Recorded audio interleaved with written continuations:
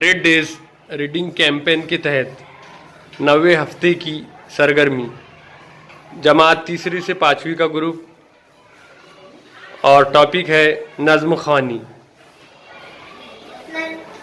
नज़्म का नाम सुबह के नज़ारे।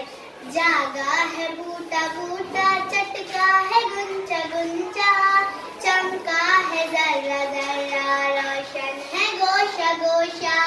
सब्ज़ा लहक रहा है, कलियां महक रही है, बागों में डालियों पर चिड़िया चहक रही है।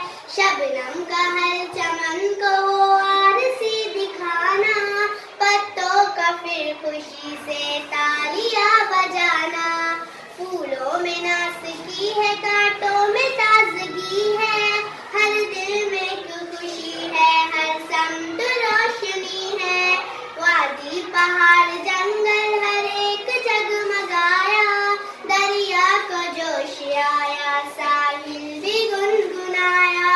फितरत बहारी पर है, दुनिया निखार पर है, हर शय है खूबसूरत रंगीन है।